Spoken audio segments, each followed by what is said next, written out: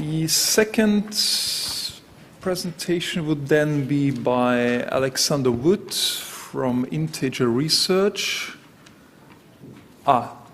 You're okay. You're giving then a presentation on global legislative and market updates for non-road engines with a focus on China, India, and Brazil.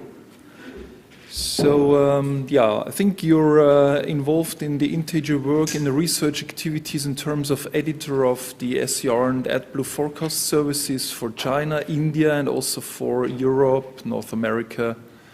So, a wealth of experience for the non-road mobile machinery sector. The floor is yours, please.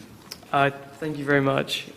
So I'll be speaking on non-road outside of Europe. This will hopefully give you some ideas of what other countries are doing to meet their domestic needs and see kind of what's happening on a global stage. During this presentation, I'm going to be drawing from market analysis and data that we have from our global SCR forecast service, as well as our non-road report that's written in association with KGP Auto, who should hopefully be in the row. I see Alex at the back of the room as well. But yeah, cool. Let me kick off.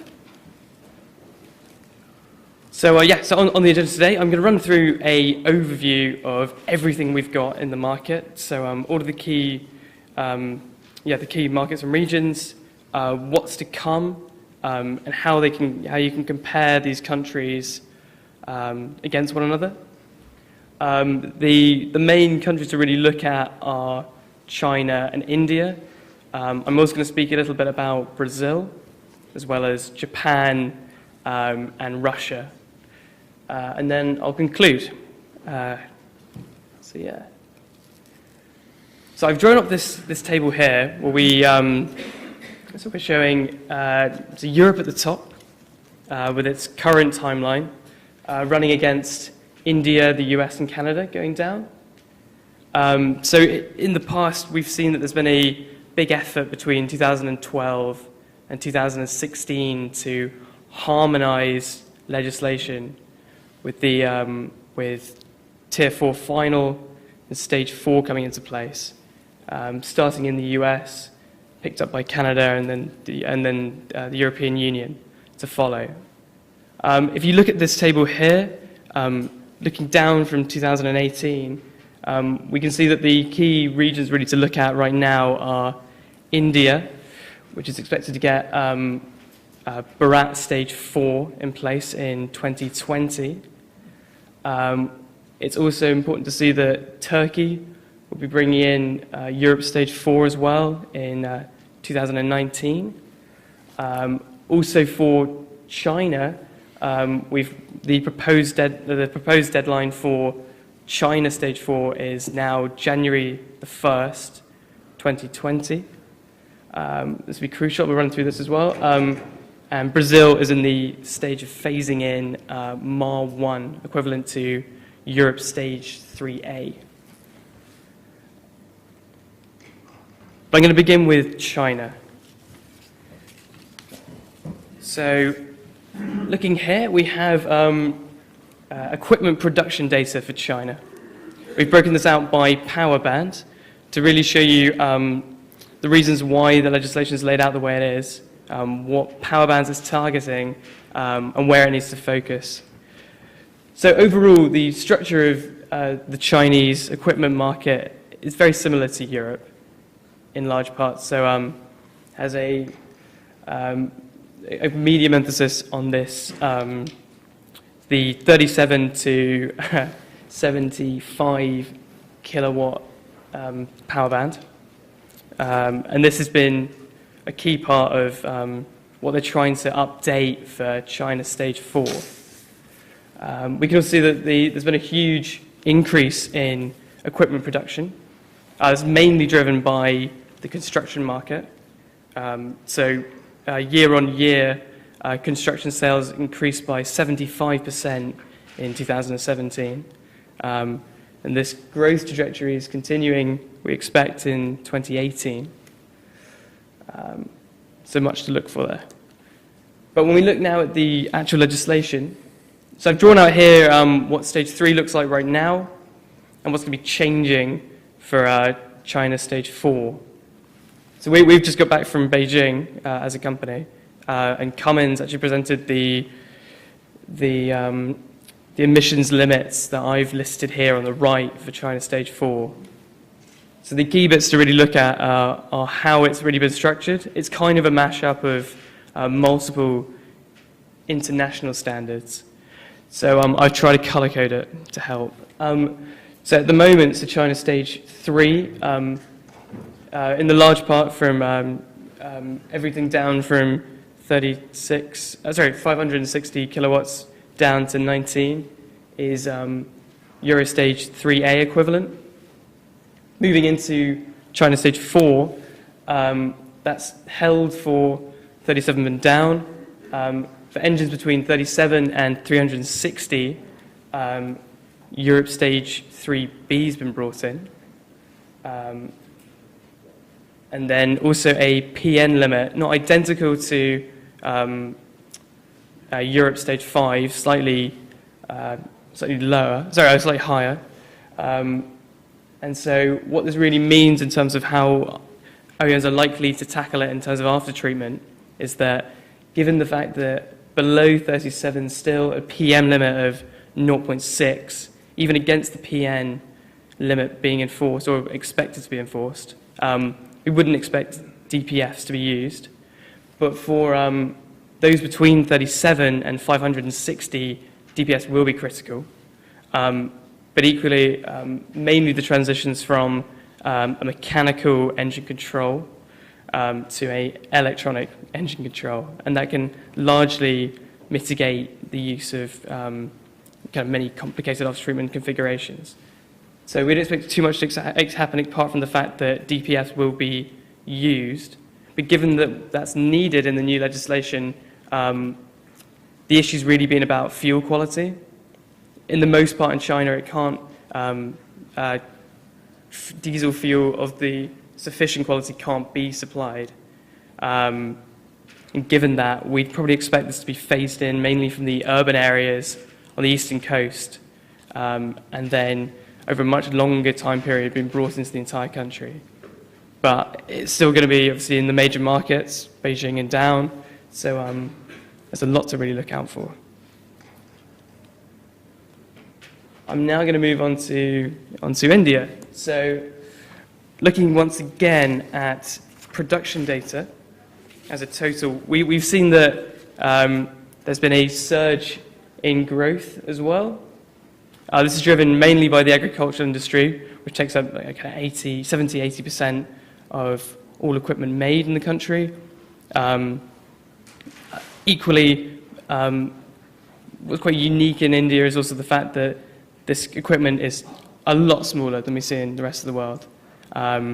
This has been a really key part of how they've structured the current legislation, and maybe what they're missing from stage 4 and what they're going to try and tackle for stage 5 when that comes into place, and why maybe the development's a little bit more longer term for India than maybe we've seen in China, where it's been, it's 18 months away as soon, if they meet that standard. So we're going to look here firstly at what we've got right now. So for China stage 3, for India, Bharat stage 3. So for those for engines between 19 and 360, the emission standards are harmonized. I'm sure you all know this. So it's the same for agricultural and construction equipment. It differs when we look at smaller power bands below 19, with agriculture coming in first in October 2010. And it's modeled in the large part towards the US Tier 2 standard. It's stringent, but it's just quite stringent enough. What's interesting now, when we're moving into the realms of Bharat stage 4 and 5, this sector has been, in the large part, missed or not brought, or is still kind of lagging behind. So for Bharat stage 4, I've highlighted in grey those engines between 37 and 56 will be taking on European Stage 3B standards, which once again is only really going to lead to OEMs adopting electronic engine control and keeping everything internalized within the engine and not in need of using DPF, SER, as we're going to see in later stages. But we are going to see the use of SER for those between 56 and 560, with this lower NOx limit of 0.4. And then the decision is really going to be made as to how these OEMs are going to tackle stage 5. So you can opt between either taking an SER or at this stage using a DOC and a DPF, which is going to be critical for stage 5 when the PN limit's brought in, identical in every way to what we're seeing, what we have in Europe for Europe stage 5. And given the fact that these smaller engines aren't going to be quite privy to this kind of same stringencies as maybe might be needed. Yeah, it's kind of a moot. So I think ultimately, for my company, when we look at SER and the future of that in India, it's quite clear that given the structure of the market, that given most engines are below 56, and 15 to 10% of the market are above, the SER market is largely small and unexpected to really build up. And there are equally quite a few alternatives that OEMs are talking about and battering around. So it's quite interesting. Cool. Now moving on to Brazil. What's interesting about Brazil is that so there was a huge boom before the Rio World Cup. So we can see in 2013, the year before, which was, because it was in 2014, so in the year before, production peaked at 116,000 units. After that, there's been a series of issues. So, I mean, construction demands halved for equipment. The agricultural industry has been held down by low market prices. But the actual legislation itself came into force in 2015. So it's missed a large part of the market. And really there are potentially kind of round table discussions about the next stage, but given that it's missed this kind of flight of demand, it's unlikely to really develop too much, at least in our analysis. So this is a kind of a brief overview of what's come in. So like India, they've broken it out by construction and agriculture, and so different phase-in periods. And we can see that, so these are all modeled on European Stage 3A standards, with some influence from US Tier 3 as well, in the lower bandwidths below 37. It's being phased in now, so the final piece of the puzzle to go in really is agriculture in 2019. But ultimately, there isn't much of a discussion about what's coming next, what's going to be expected in Brazil. It's quite held back. There's kind of other issues to really look at. So now I'm going to look at other markets that we're also tracking. So this once again is the same table I showed you right at the start. Taking out Europe, North America, and those we've just discussed.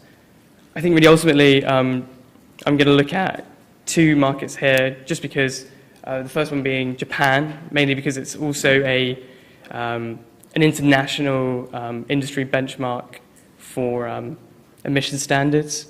So I'm going to show that market, how that's structured, but also going to look at Russia, which is an interesting case study right now, which is it's in delay, but it's an interesting market for that sense.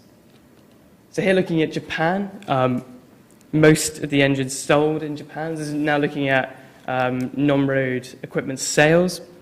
Most of those engines sold in Japan are small, they're below 56 kilowatts. And this, to some degree, has influenced some of the legislation. It's kind of more parameters in those lower bands. So here we're looking really at the existing legislation. So you can see, so this was all kind of, it's been imposed from October 2014 for those higher bandwidths. Japan operate a maximum and mean limit system. So I've shown the maximum limit as the main figure, and then within the bracket is the mean limit that can be achieved. The mean limits for engines between 56 and 560 are very similar. They are the same as European Stage 5 standards. Have already gone into force. Given though that most of the market is below 56, there's a sort of more limited effect maybe on the full market, but it's there. Now looking at Russia, it's a completely different composition. Many of the engines sold are above 56. The market's been largely stable, but in terms of the actual legislation, the plan was to bring in Euro Stage 3B in February 2017. But this is already delayed, I believe, by a year, and it's been continued to be delayed, mainly based on the fact that in 2015, Russia entered an economic union, the Eurasian Economic Union, and that means, at least for legislation, is that all countries within the union have to abide by the same rules, the same legislation. And so until we see all of the countries within the union coming up to, as in adopting non-road legislation, Russia can't adopt these new standards, and it's going to continue to be delayed. But it's an important market, and in order to try and harmonize itself with Europe, there might be pressure to move all of these countries forward, a bit like we've seen in the commercial vehicle market quite recently as well. So I'm now going to move to my conclusions. So we've seen that non-road legislation has been implemented in many markets, and ultimately the benchmarks have been Japan, the US, and now Europe, moving away from this harmonized approach that was kind of attempted for Stage 4 to get increased coverage and greater stringency. We can see that outside of Europe and North America as well, many countries are kind of custom building their legislation around what the domestic needs of their market are. I think Europe provides a good base for now kind of greater flexibility on what you need to achieve. We can see that in China with the PN limits being brought in potentially faster because there's a footing already for that. And this all leads to legislators increasing the coverage of what they're trying to achieve, and equally trying to cover more equipment types and so forth. And equally, as we see these standards develop, stricter standards are being brought in to make it more compulsory to bring in technology that can benefit the market. So a lot of the reasons why China is bringing in a PN limit is to encourage more OEMs to bring in DPFs systems and make these OEMs more competitive on the global landscape, so the global market, which is trying to export to. It's been kind of held back by the fact that the progress has been done, and they can't really compete, but have a similar equipment profile. So we'll see that coming in. We'll see these lower NOx limits to bring in SER, DOCs, EGR systems. And but yeah, there's a lot to watch out for. So I'm sure we'll hear a lot more about this in this track today. But that's everything from me. If you have any questions, please do let me know. Thank you. Thank you very much.